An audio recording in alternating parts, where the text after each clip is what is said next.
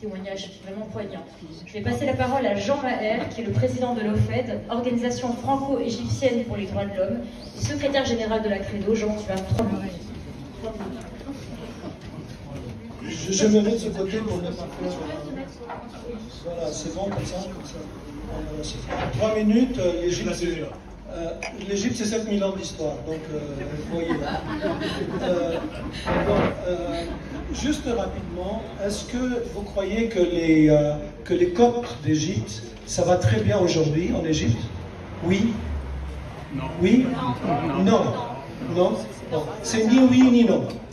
Bon, je ne dirais pas que c'est entre les deux, mais je vais vous donner quelques exemples. En fait, au temps de Moubarak, le pays a été infesté pendant 30 ans par l'idéologie des frères musulmans.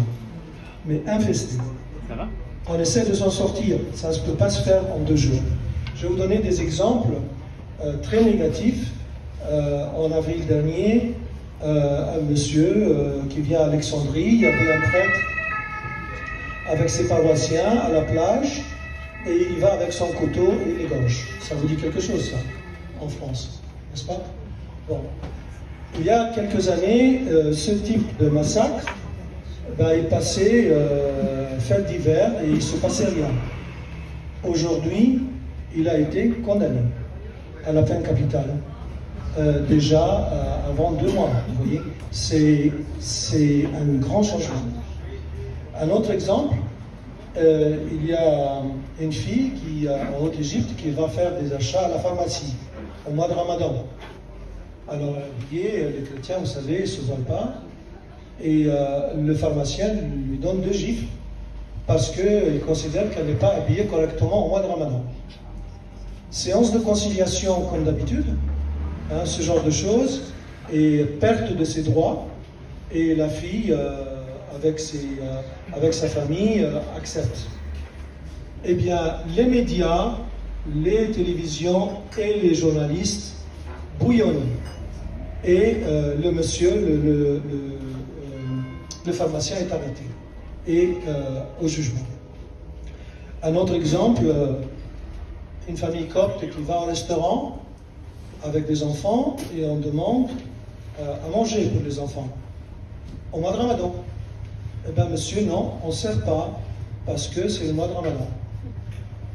Donc, pareil, avant, il y a une quinzaine d'années, ça passait inaperçu. Là, le restaurant était fermé avec les médias, ils sont musulmans, avec les médias et les journalistes qui condamnent ce genre de comportement. Et puis, il y avait des disparitions de filles. C'est ça qui m'a fait ramener dans ce travail. Et avec Patrick et avec la Credo, nous avons fait beaucoup de choses, mais ce n'est pas le sujet aujourd'hui. On m'a demandé de parler de l'Égypte très rapidement. Et les filles disparaissaient, étaient islamisées, et puis on disait, ça y est, on ne va plus les voir. Le phénomène n'a pas disparu, il continue encore, il a beaucoup diminué, mais la différence, c'est qu'on retrouve plus facilement la fille et qu'on la ramène à ses parents. J'espère que par la suite, on arrêtera aussi les kidnappeurs. Voilà, donc il y a beaucoup de positifs. Trois points rapidement. Le président de la Haute Cour constitutionnelle est un copte. Première, ça ne s'est jamais passé dans l'histoire. La plus grande cathédrale du Moyen-Orient a été construite il y a 2 ans. Il y a une vingtaine de nouvelles villes qui se construisent en Égypte. Il y a, monsieur le président Sisi, qui a dit, et je l'ai vu à la télé, dans chaque ville, il faut qu'il y ait une mosquée, mais à côté, il faut qu'il y ait une église. Et à côté, il faut qu'il y ait une école, parce que les enfants, quand ils sortent de l'école, il faut qu'ils voient qu'il y a une mosquée et une église, il n'y a pas de différence, nous sommes tous égyptiens. Voilà ce qu'il a dit. Et puis, je termine par un témoignage, parce que c'était la mairie du 16e qui était concernée. Il y a quelques années, je crois que c'était 2015, un musulman réformiste, Ahmad Abdoumer, était invité par Claude Goasguen, et à côté de lui, il y avait un copte, et ils ont fait un speech sur la situation en Égypte. Ce musulman réformiste, comme il est réformiste, il a été condamné pour blasphème contre l'islam pour 5 ans de prison. Et bon, il y a eu des gens qui ont réagi, Et le défenseur était M. Naguib Gobraïl, donc tous les deux qui étaient là à droite et là à gauche de Claude Goasguen, à la mairie du 16e. Eh bien, c'est M. Naguib Gobraïl qui l'a défendu et il a été acquitté il y a 3 jours. Donc ça, c'est vraiment du nouveau. Donc pour terminer, je voudrais vous dire que les Coptes, c'est 17 millions sur 100 millions. Il y a 14 millions d'orthodoxes, Coptes orthodoxes, il y a 2 millions de Coptes protestants, il y a environ un peu moins d'1 million de Coptes catholiques.